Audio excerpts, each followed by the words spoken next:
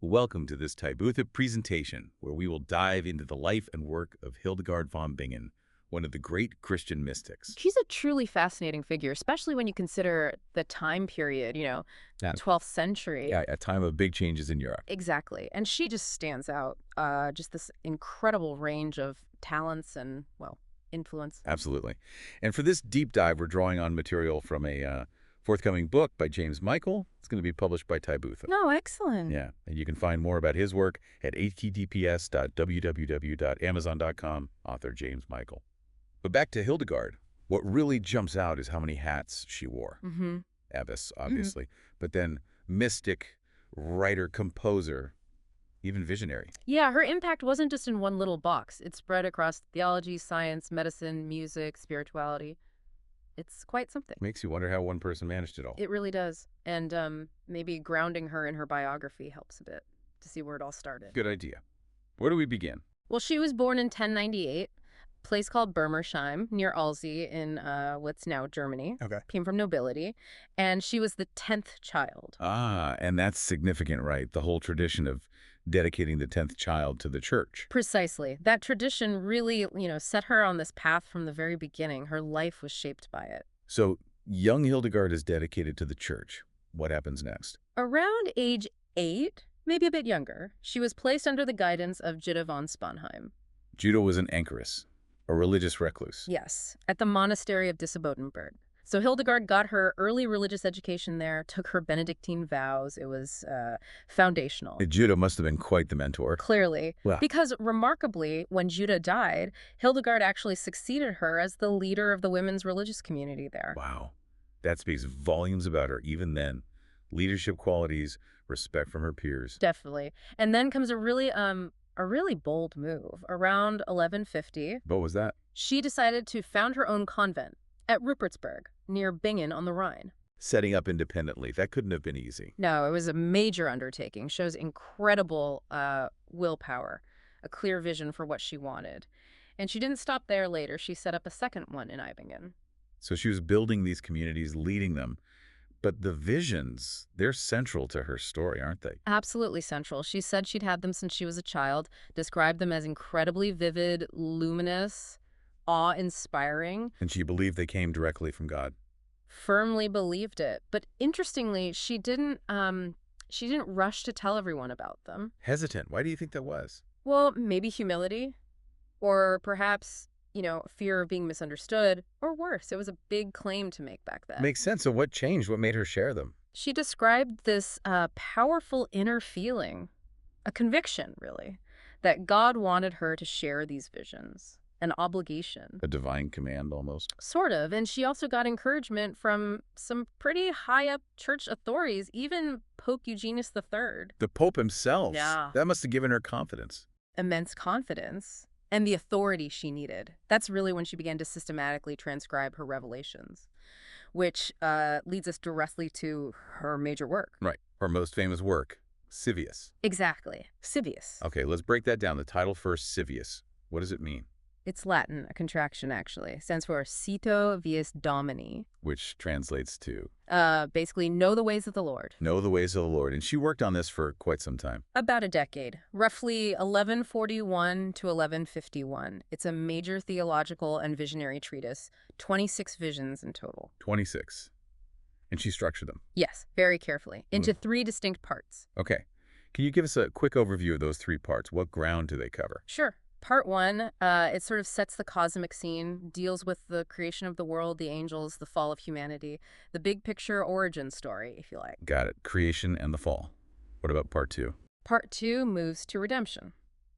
Focuses on Jesus Christ, the work of salvation, and significantly, the church and the sacraments. How grace operates in the world. Redemption and the church. And the third part? That's the longest part. It delves into the spiritual journey of the soul. The virtues needed, the ongoing role of the sacraments in spiritual growth, and it culminates in this really powerful eschatological vision. Eschatological mean? Visions of the end times, the final judgment, the choirs of heaven, and the ultimate destiny, the heavenly Jerusalem. So it spans from creation to the very end. A complete cosmic and spiritual history seen through her visions. That's incredible. It really is a comprehensive vision. Now, inside Scivias, when she describes each individual vision, is there a typical way she presents it? A pattern? Yes, there generally is. It's quite distinctive. She usually starts with a really detailed description of what she saw. Not just ideas, but actual imagery. Oh, very vivid imagery, richly symbolic. She talks about things like cosmic wheels, fiery light, complex spiritual buildings, like architectural structures in the vision. So she's painting a picture with words first. Exactly, trying to convey the intensity of the experience. Then, following that description, she presents the explanation. An interpretation. Yes, but she presents it as coming directly from the divine source of the vision, what she called the living light. It explains the symbolism, the theological meaning behind the images she saw. So vision first, then the divine interpretation. It's like she's receiving both parts. That's how she frames it, yes. Like she's a conduit for the whole revelation, image, and meaning together. Interesting. Does it end there, or is there more to each vision section? Often there's more. Many visions also include poetic passages or sort of homiletic sections. Homiletic, like sermons? A bit like that, yeah. They draw out moral teachings, give spiritual advice, exhort the reader towards virtue. It's about applying the vision's message to life. So it's vision, interpretation, and application. Practical spirituality rooted in mystical experience. A good way to put it. And we can't forget the manuscripts themselves. Right, the illuminations. They weren't just text, were they? Not at all. The original Scivias manuscripts, or at least the important early copies, were beautifully illuminated, filled with these incredible, colorful miniature paintings depicting the visions. And Hildegard might have overseen those. It's highly likely. The style is so integrated with the text. They're really striking examples of medieval visionary art. The visuals are just as powerful as the words. So looking at Scivias as a whole, the words, the images, the structure, what are the big recurring themes that emerge? Well, it's deeply theological, obviously, but always filtered through her unique cosmic vision. A huge theme is creation as a harmony, a divinely ordered whole, everything interconnected. A sense of cosmic order. Yes, and humanity's place within that. She sees humans as both, frail and prone to sin, but also noble, made in God's image. A complex view of humanity. Very. And the church is central. She depicts it often as the radiant bride of Christ, the source of grace and salvation. It sounds like she did see a sharp divide between the natural world and the spiritual realm. Not at all. That's another key theme. She blends natural imagery, plants, light, stars with spiritual insights constantly. It reflects this very interconnected worldview she had. Holistic, maybe. Very holistic, yes. And Scivias also touches on other areas she was known for. Music, for instance, as divine praise. Which she also composed herself. Right. And medicine, healing through nature. She wrote separate books on those. And even the role of women in spiritual leadership comes through. So even within this theological work, you see the breadth of her interests. It's clear she was a major figure. How was she seen during her own lifetime? Oh, she was widely recognized. Known as a prophetess, a spiritual authority, people sought her counsel. Who sought her counsel? Just other nuns? No. Far beyond the convent walls. Emperors, bishops, abbess, popes. She corresponded with the most powerful people in Europe. Really? Emperors and popes writing to an abbess in Germany for advice? Absolutely. Her reputation as a visionary, as someone with genuine spiritual insight, was widespread. Her advice was taken very seriously. That's remarkable for a woman in the 12th century. Truly remarkable. And this recognition didn't just fade away after her death, did it? The church eventually gave her formal recognition. It took a long time, but yes, much later. In 2012, she was officially canonized as a saint. Saint Hildegard. And in that same year, Pope Benedict XVI declared her a doctor of the church. Doctor of the church.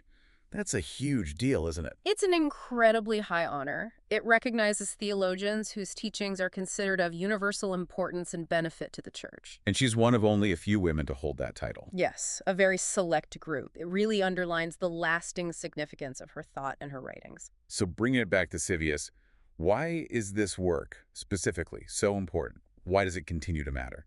Well, it's just a foundational text of Christian mysticism. It gives us such a unique window into medieval spirituality, but also into these timeless questions about God, humanity, the cosmos. It's not just dry theology, then. Far from it. It's imaginative, it's poetic, it's filled with this sense of awe. It really captures the divine-human relationship in a powerful way. So her legacy is built on this bold vision and, well, her unwavering faith. Absolutely. Her boldness, her intellect, her deep spirituality. They made her extraordinary, not just for the Middle Ages, but for any age. And Scivias is probably the greatest monument to that. A testament to her mind and spirit. Well, this has been a truly illuminating deep dive into the life and work of Hildegard von Bingen and her seminal masterpiece, Scivias. A truly remarkable figure who continues to inspire. If you enjoyed this program, be sure to like and subscribe to Tybootha so you don't miss any of the Heart Awakening content on this channel.